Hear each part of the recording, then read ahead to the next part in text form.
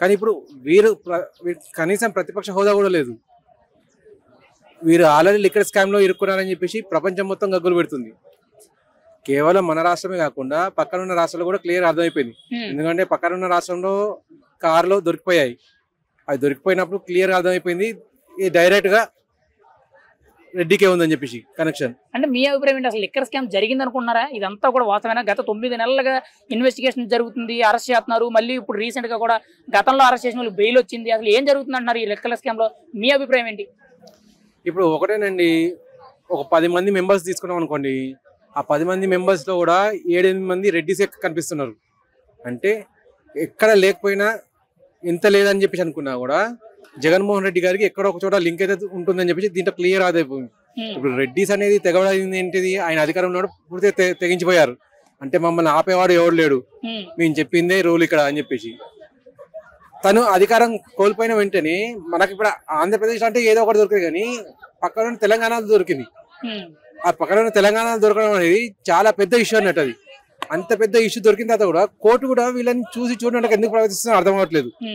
First of all అలా దొరికిందంటే వెంటనే అందరికి లైఫ్ సెంటెన్స్ వేయాలి. ఇప్పుడు ఇటువంటి వాళ్ళు అనేది బయటికి రాకూడదు, ఇటువంటి మళ్ళీ జరగకూడదు అని చెప్పేసి. ఇప్పుడు లిక్కర్ స్కామ్ కి సంబంధించి కూడా రీసెంట్ గా నిన్న ఇవాళ చూసుకుంటే ఎంపీ మిథున్ రెడ్డి గారికి, ఇంకోవైపు ధనంజయ రెడ్డి గారికి, కృష్ణమోహన్ రెడ్డి గారికి, గోవిందప్ప బాలాజీ గారికి, అంటే లిక్కర్ స్కామ్ లో మెయిన్ నిందితులందరికీ కూడా బెయిల్ వచ్చింది. అంటే లిక్కర్ స్కామ్ నీరు గారిపోయింది అంటారా? ఇప్పుడు ఇదేనండి, ఇప్పుడు నీరు గారిపోయిందని చెప్పి అనుకోవడానికి మెయిన్ కారణం వీళ్ళకి బెయిల్స్ వస్తున్నాయి. అలాగే కొత్త కొత్త పేర్లని కూడా మళ్ళీ జాయిన్ అవుతున్నాయి.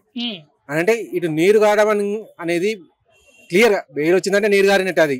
ఎందుకంటే ఒకసారి బెయిల్ వచ్చి బయటకు వచ్చారంటే వాళ్ళు ఎవరైనా కానీ మానిపులేట్ చేయగలరు.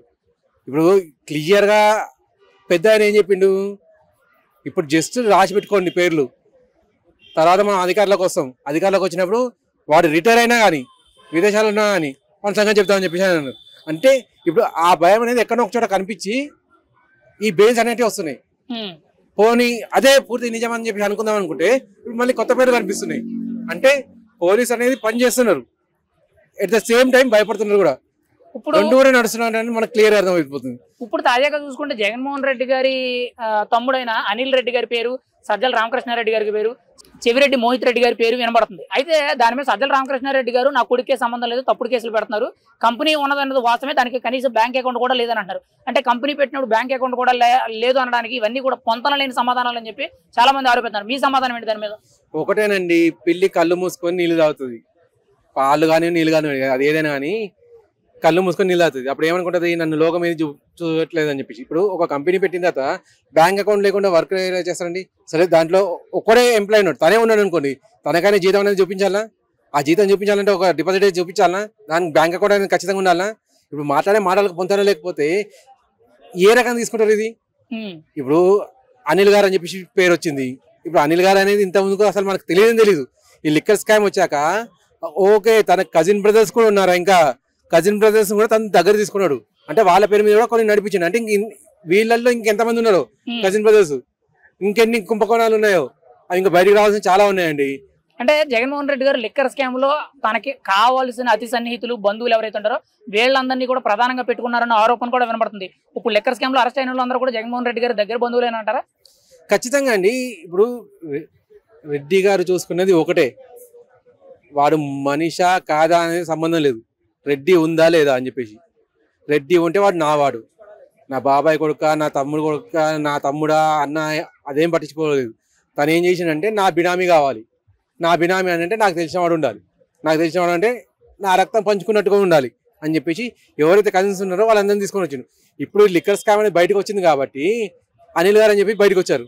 లేకపోతే అంతకుముందు ఎవరు తెలుసు, 5 ఏళ్ళు ఆయన పవర్లో ఉన్నారు. పవర్లో ఉన్నప్పుడు కనీసం తల్లిని చెల్లెని కూడా చూసుకున్నాడు, ఈ తమ్ములను కజిన్ బ్రదర్స్ చూసుకుంటారని చెప్పి ఏమనుకున్నాం. ఇది బయటకు వచ్చింది కాబట్టి ఆ లింక్ బయటకు వచ్చేసరికి తన తమ్ముడు అని చెప్పి తెలిసింది కాబట్టి ఈయన గమ్మున కూర్చోవడం స్టార్ట్ అయింది. అంబటి రాంబాబు గారు కూడా మీడియా ముందుకు వచ్చి నేను ఒక తప్పు చేశానని చెప్పి నిరూపిస్తే నేను శాశ్వతంగా రాజకీయాలను తప్పు ఉంటానన్నారు. ఇప్పుడు లిక్కర్ స్కామ్ లో ఆయన పేరు కూడా వినబడుతుంది. అంటే ఖచ్చితంగా ఆయన రాజకీయాలకి దూరం అవుతారంటారా?